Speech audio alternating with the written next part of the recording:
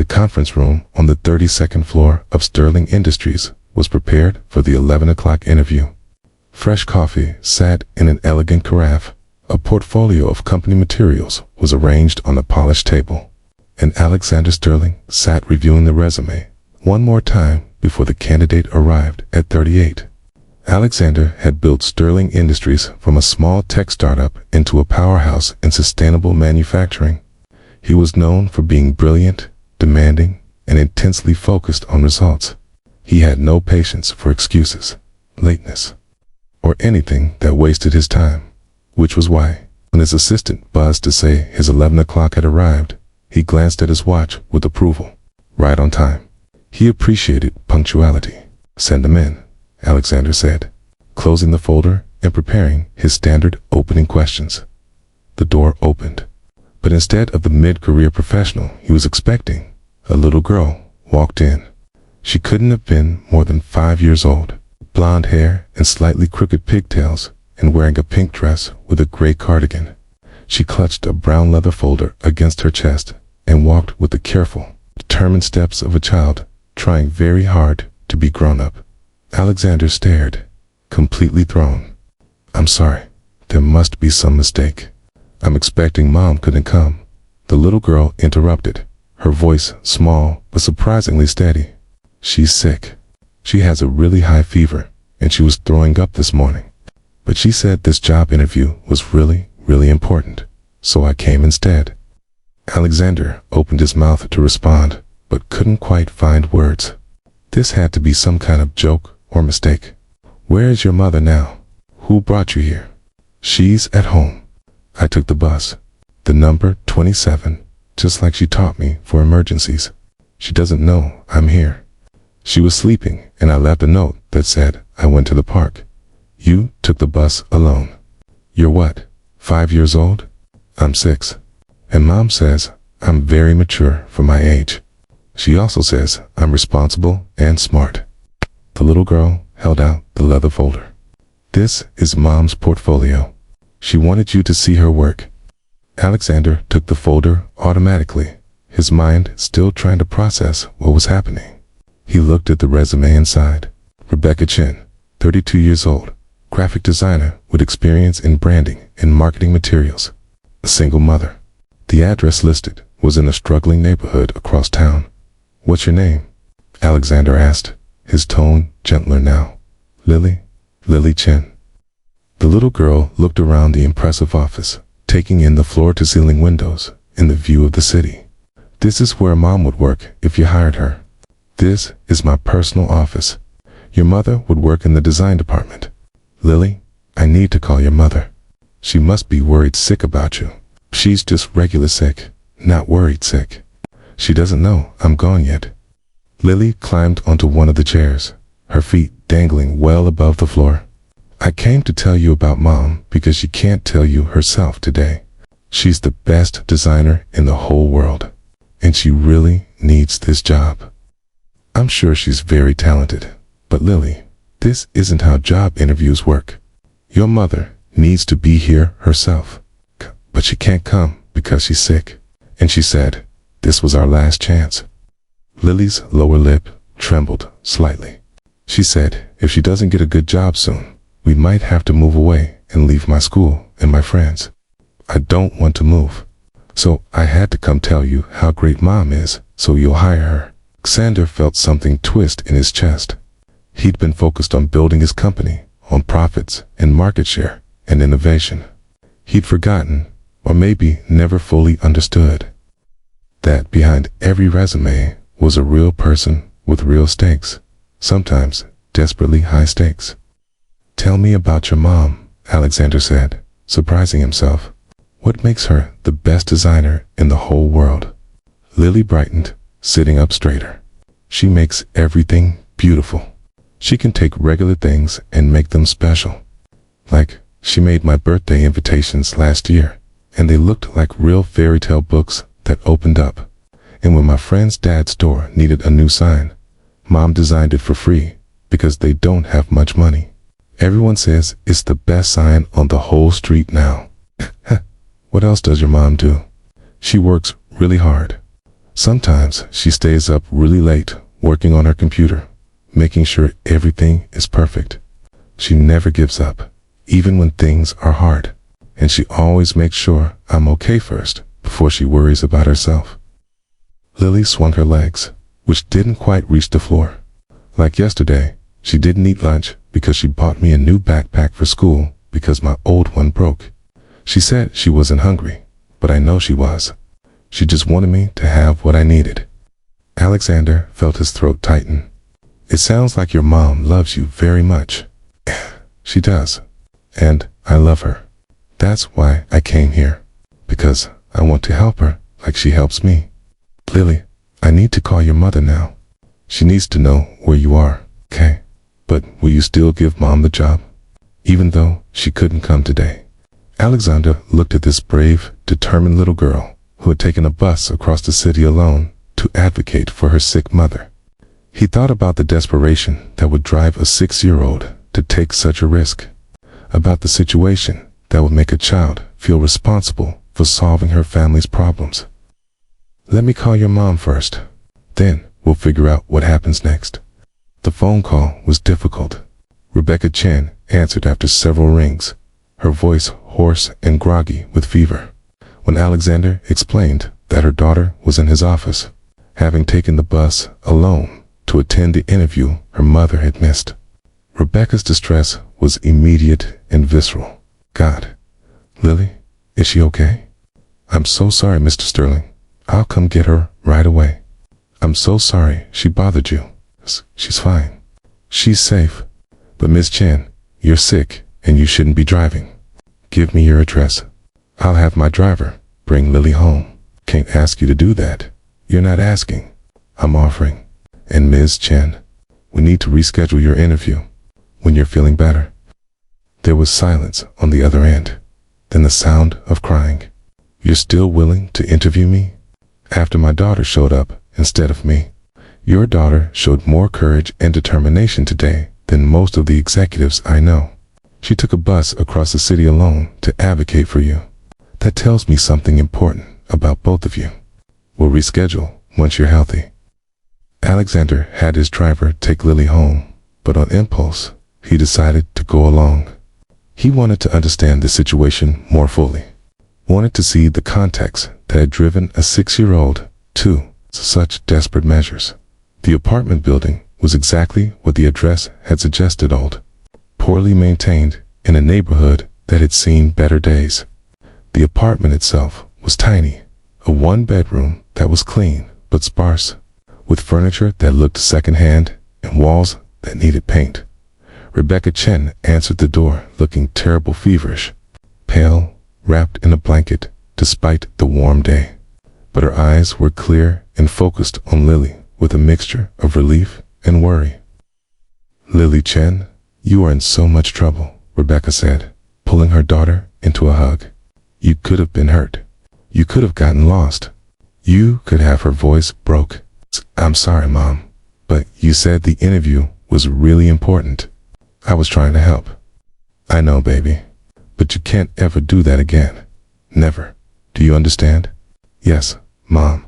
Rebecca looked at Alexander, embarrassment and gratitude warring in her expression.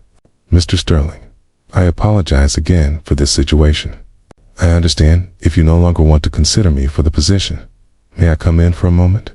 I'd like to talk to you about something. Rebecca hesitated, clearly self-conscious about her home, but stepped back to let him enter.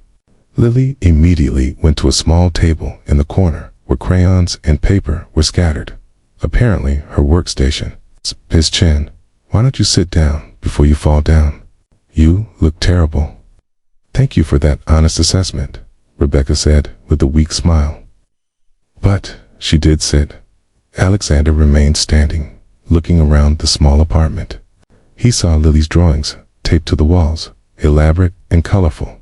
He saw a stack of design books from the library. He saw a laptop that was clearly old, but well maintained. He saw evidence of a life being lived with care, despite obvious financial constraints. Tell me about your situation, Alexander said. And please, be honest. I can't help if I don't understand what's really going on. Rebecca was quiet for a moment, clearly debating how much to share. My husband died 3 years ago. Car accident. He didn't have life insurance, and I was left with medical debt and funeral expenses. I've been working freelance, taking whatever design work I can find, but it's not steady enough. I'm 3 months behind on rent. My landlord is being patient, but he can't wait forever. If I don't find stable employment soon, we'll have to move somewhere cheaper. It's probably far from Lily's school and the support system we have here. Why this job specifically? There are other companies, other opportunities. Sterling Industries has a reputation for treating employees well. Benefits, stability, opportunities for advancement. And honestly, you're the only place that called me for an interview in 6 months. I've applied everywhere. Most places don't even respond. I'm not sure if it's because I've been out of the traditional workforce for a while, or if they see single mother on my resume and assume I'll be unreliable. But you gave me a chance. I couldn't blow it. So you came despite being sick. I tried. I was getting ready this morning and I just collapsed. Lily found me on the bathroom floor. I managed to get back to bed, but I couldn't drive. I couldn't even stand without getting dizzy. I was planning to call and beg for a reschedule, but I fell asleep. And apparently, my daughter decided to take matters into her own hands. Alexander looked at Lily, who was drawing intently, periodically glancing over to make sure the adults were okay. She's remarkable, brave and loyal and determined. She's the best thing in my life. Everything I do is for her. Rebecca's eyes filled with tears. But I hate that she feels responsible for our situation. She's 6. She should be worrying about playground games and homework, not about whether we'll have a place to live. Alexander made a decision that went against every business principle he'd built his career on. He sat down across from Rebecca and pulled out his phone. I'm going to do something unconventional. I'm going to offer you a position right now without the formal interview.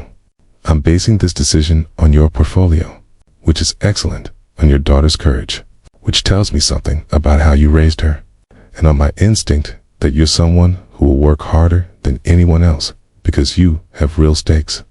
Does that sound acceptable to you? Rebecca stared at him, tears streaming down her face. Are you serious? Completely. The position is in our design department, working on branding materials for our sustainable product lines. The salary is $65,000 to start, with full benefits, including health insurance. You'd begin in 2 weeks, giving you time to recover and arrange childcare. We have a childcare partnership program with a facility 2 blocks away if you're interested. Why are you doing this? You don't know me. You don't know if I'm even good at what I do. I know enough, and honestly, your daughter impressed me more than any interview could have. She showed initiative, courage, loyalty, and love. Those qualities had to come from somewhere.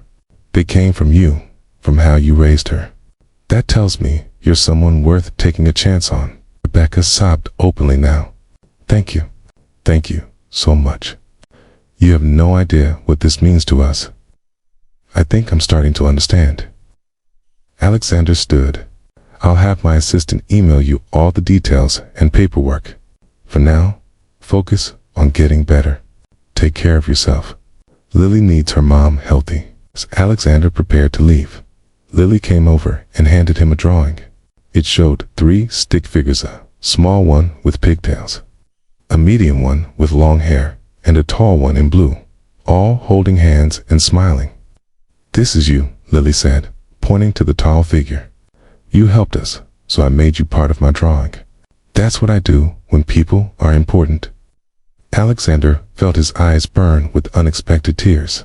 He'd been called many things in his business: career, brilliant, ruthless, innovative, demanding. But he'd never been called important by a child.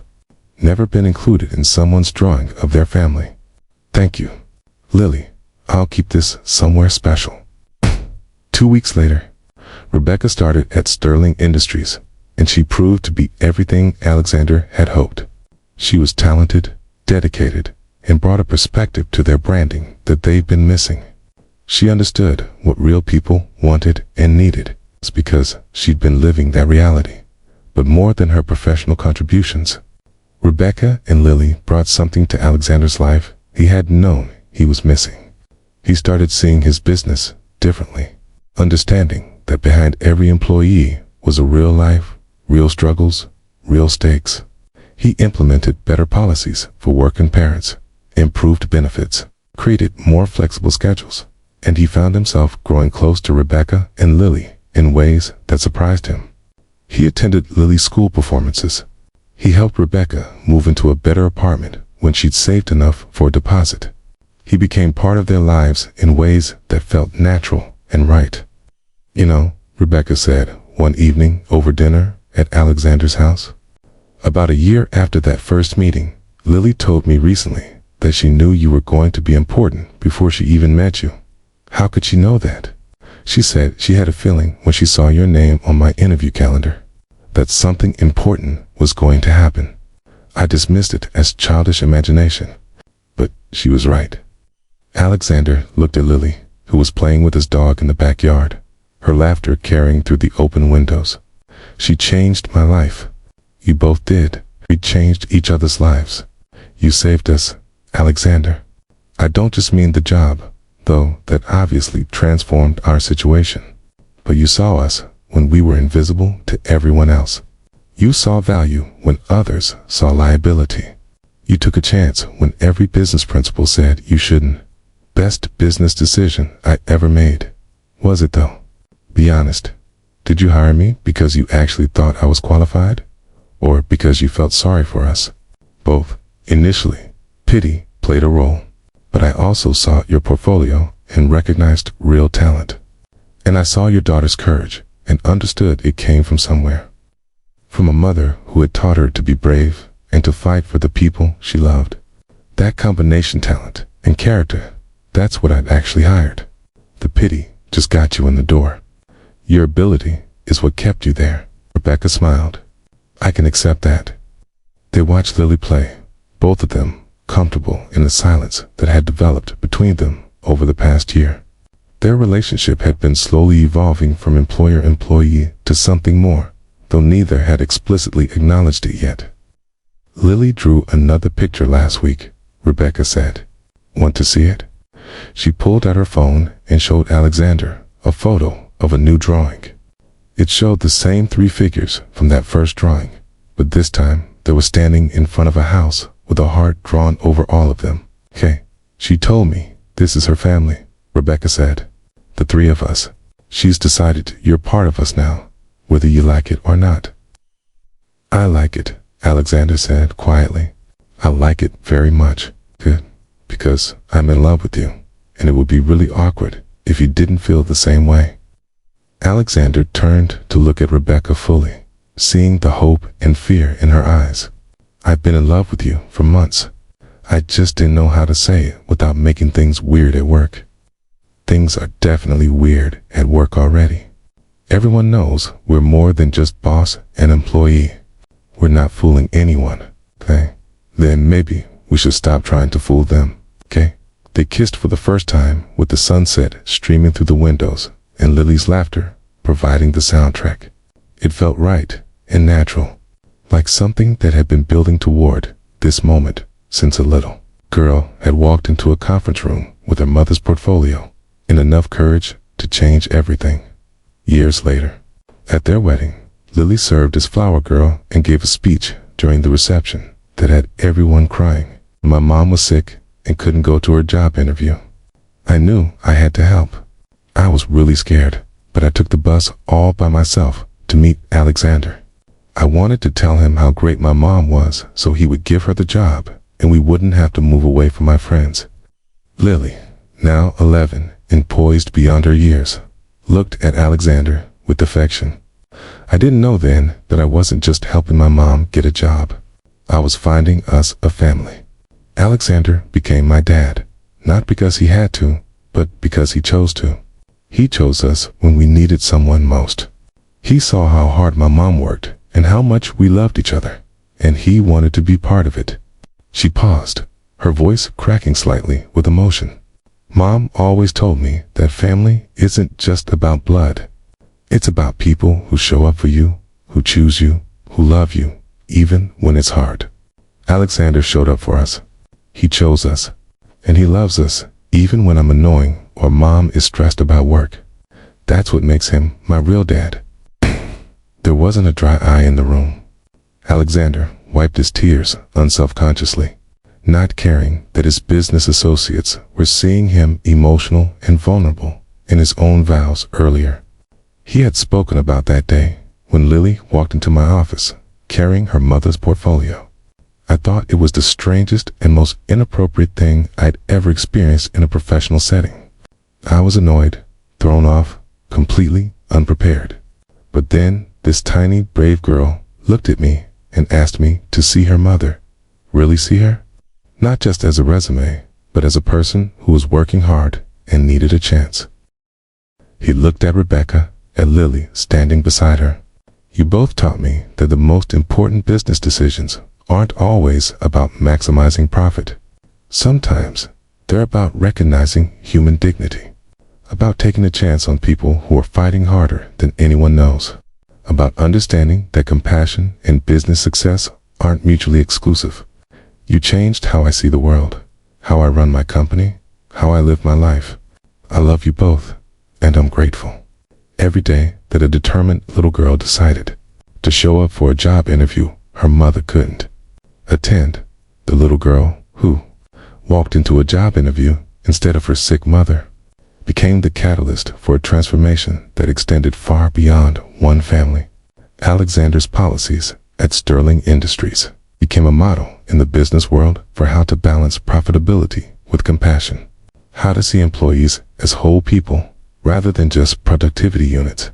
And Rebecca, the single mother who had been desperate and out of options, became the company's creative director, bringing innovative approaches that honored both excellence and humanity. But perhaps most importantly, Lily grew up watching two people who loved each other build a life based on mutual respect, second chances, and the courage to see people's value when others overlooked them. She learned that showing up for the people you love, even when you're scared, even when you're too young or inexperienced or unqualified, can change everything. The drawing Lily made that first day, 3 stick figures, holding hands, was framed and hung in Alexander's office. It was a reminder that sometimes the most important moments in life come from the most unexpected sources, and that a little girl's courage could teach a successful CEO more about what mattered than any business school or boardroom ever had. Mom's sick, so I came instead. Those words, spoken by a 6-year-old with pigtails and a portfolio, changed 3 lives forever. They brought together a struggling single mother, a lonely, successful executive, and a brave little girl into a family built not on biology, but on choice, compassion, and the willingness to show up for each other when it mattered most.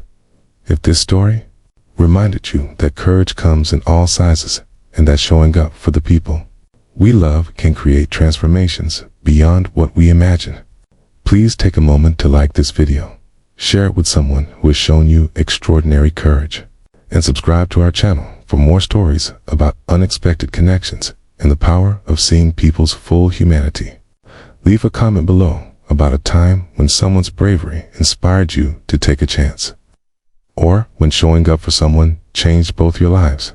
Your stories remind us all that we're capable of more courage than we think, and that sometimes the smallest people teach us the biggest lessons about what really matters.